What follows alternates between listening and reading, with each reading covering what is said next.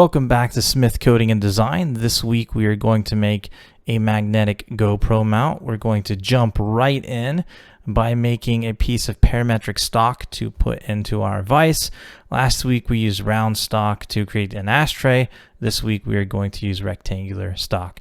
So I'm just going to click on top and then I'm going to go create sketch.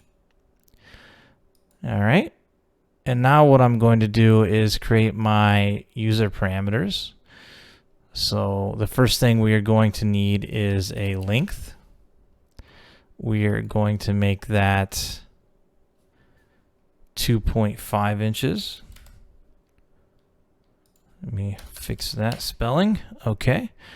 And the next thing I'm going to do is create a width parameter. I also want that to be 2.5 inches. And lastly, we're going to create a height parameter. And I want that to be 3/4 of an inch, 0.75. Okay, so now we have our user parameters. I'm going to press OK. And now I'm going to go to create rectangle, and I'm going to create a center rectangle. So we're going to click on the center point. And now Fusion is smart. So if I type W, it's going to find our width parameter. So I'm going to hit enter. I'm going to press tab. And now I'm going to type L. It's going to find our length parameter. I'm going to hit enter again. And there we have the base of our stock. So now what I want to do is E for extrude. We'll press our square here. And we want to extrude based on our height parameter. So I'm going to click OK. Go back to our home view. And so now we have our parametric stock. We're not finished yet. We want to make it transparent. So the first thing I'm going to do is right click and go to appearance. You can choose your favorite color. I usually go to paint and then to glossy. I tend to prefer the yellow. So I'm going to drag yellow. And then I'm going to close. I'm going to right click on the body again, go to the opacity control and set that to 80%. That way our stock becomes transparent. Now what I'm going to do is Control S for save, and I'm going to call this the parametric stock. Hit OK. And there you have it. We have our nice piece of rectangular stock. And again, we can just go to modify, change parameters, and then anytime we need a different size stock, we can just edit it here. It makes our life easier, especially when we put it onto a vise assembly to use as a fixture, which is what we're going to do now. So now I will go ahead and open up the vise I have labeled as parametric. And we'll go ahead and drag in our parametric stock. We'll move it up, we'll press enter. And now what I want to do is press J for joint and choose the center. Okay. And now we'll orbit and I will joint our parametric stock to our movable vise jaw. There we go. Now we just need to do the same thing on the fixed side. So J for joint, again, choose the middle of our parametric stock. Orbit a little bit, sorry for the orbiting. I know it makes the view a little confusing. We'll zoom in, press OK, and then go back out to home view. And there you have it. We now have our parametric stock, so we can use this vise fixture in the future. And all we need to do is go to change parameters. You don't see it here yet, and that's because we need to break the link. So if we break the link and now we go into change parameters, we'll see our stock size. And let's say later, for some reason, I want the width to be 3.5 inches. Press OK. And you'll notice the movable side of the vise jaw adjusted accordingly. So what I'm going to do is go back and change that to 2.5 because that is the size stock we will be using. I'll press OK. And now the next thing that I would like to do is create an assembly so we can move our model and our other vise that doesn't have parametric stock into the assembly and create our setups. So I'm going to go to New Design. And I'm just going to go ahead and press Control S for save. And then I'm going to name this the assembly, press OK.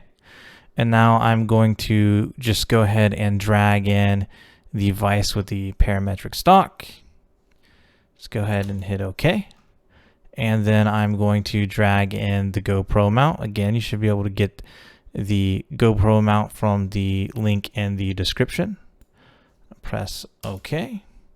And now what I want to do is grab the center of our GoPro mount. So I'm going to press J. We're going to grab the center, and we are going to joint that again to the center of our parametric stock. I know that the width of our GoPro mount is 400 thousandths. So for the Z offset, I'm going to start with minus 0.4. That should bring us flush with the surface. And then we're going to go down 50 thousandths more just to bring us below the stock, so we have some stock that we can take off the top and get a nice surface finish and get our stock nice and square to our mill. So I'll press OK. Perfect. And the next thing we need to do is drag in our second vise. This one doesn't have the parametric stock. So we'll drag that in, and to make life easy, we're going to keep our vise setups on the same plane. So we're just going to drag it over. We're going to hit enter, and you notice this vise setup, I have a joint origin between the two jaws. All I'm going to do is drag in another model. We'll move it up and out of the way, and I need to rotate it 180 degrees, so I'll do that. Okay. And now I just want to join it with that joint origin. So we'll orbit a little bit. Press J for joint, grab the center of our face. We'll go back to the home view. We'll go right here to our joint origin. And we will press OK. So now we have our setup, our two vices, I should say, so we can begin our cam. We have the vise with the parametric stock. That'll be our fixture for op1, and then the vise here that doesn't have the parametric stock will be our fixture for op2. So now we'll go ahead and switch to the manufacturing view. I'll right click on setups and we'll go to new setup. The first thing I'm going to do is go to the stock and select from solid. I'm then going to simply click on the yellow parametric stock we created. Okay. And the next thing I'm going to do is go back to the setup tab, and now I'm going to select the model. Okay, that's going to be our GoPro mount. And now you can either, click and Fusion will find it for you, or you can always use the drop down menus here and go under assembly and into our vise fixtures and choose the models and parts of the fixtures that way. So the next thing that I'm going to do is enable fixture. And so in fixture, it would be difficult to click all the individual components. So in that case, I'm just going to expand the drop down menu and then go ahead and click all of the vise components except for the parametric stock and the model. We don't want to do that. So now we have our fixture set up. We want to go ahead and choose our work coordinate system. So where we're going to probe our stock and use that as our origin. So stock box point is fine. We will click the box point. I like to use the upper left corner on the fixed jaw side for my op1. So that is what I shall select. I'll go ahead and press OK. And now we have our first setup complete. So now what we're going to do is go ahead and create our second setup. So again, I'm going to right click, new setup, And now what I'm going to do is go ahead and hide everything from our first setup. So what I'm going to do is make the model invisible as well as the vise itself. And then I'm going to expand our second vise setup, or a second vise fixture, and I'm going to go ahead and make all of the components visible. All right, and there you have it. So now we can see our vise, and we also need to make our GoPro mount visible. And what we want to do, and I'll explain here in a minute, is if we go into the sketches and we want to make sketch 7 visible, and I'll show you why. So we'll go ahead and do that. And then what we'll do is we'll select the model. So we'll press model, we'll select the GoPro mount, and then again we'll select our fixture, and we will go ahead and click all of the components of our vise. Perfect. And last but not least, we want to choose our work offset, so our work coordinate. And this time, instead of stock box, what I want is really, you could either use a selected point or the model box. And you'll notice here I have sketch 7. Sorry, let me orbit so that we can see this better. I have sketch 7 enabled, which just has the outline of our model before I put the fillets on the end. And what that's going to allow me to do is go ahead and click this model point, and I'm going to set my work offset at the bottom left corner of my part. And so what this will allow us to do is use a bump stop or a work stop, and then use a 1, 2, 3 block to go ahead and probe X, Y of the 1, 2, 3 block, and then Z of the 1, 2, 3 block. And so if we can imagine probing the 1, 2, 3 block and then the Tormach retracting, and it will give us some value. Let's just say that's 30 thousandths. What we would have to do then is add an inch, so we would be 1 inch and 30 thousandths above our origin, and that will allow us to capture the bottom here. Another thing you could do, if you don't like using the top of the 1, 2, 3 block as your Z and then adding the inch, you could always probe the top of your parallel.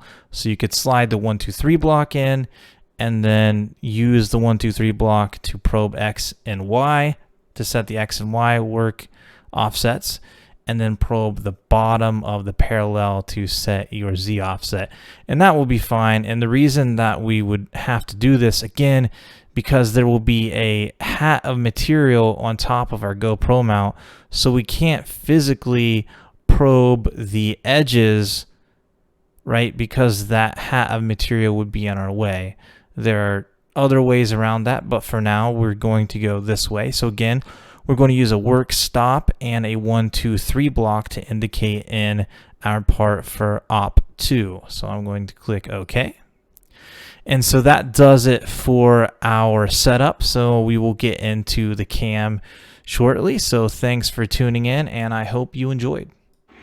Alright, here we are at the Tormach, and so I wanted to describe to you guys in detail what I meant about using the 1, 2, 3 block to indicate in the bottom of our part for op 2. So what you'll notice here is I have my bump stop or my work stop right here attached to the side of my vise jaws, and then I have the 1, 2, 3 block clamped into the vise, snug up against the vise jaws. Now what I'm going to do is go ahead and run a probing routine so that we can indicate in our X, our Y, and then we'll go ahead and probe the top to give us our Z. Alright, so now what I'm going to do is go ahead and press the probe corner button so I can find the corner and set my X and Y origin. So I'll go ahead and press that and we'll view it on the machine. Alright guys, here we go. Fingers crossed.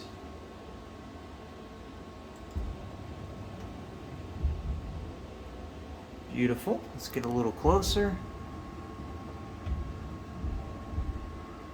There we go. So we have used Path Pilot to set our X and Y origin. All right, now we're going to use the probe Z to go down and touch off the top of our 1, 2, 3 block and set our Z0. All right, here we go.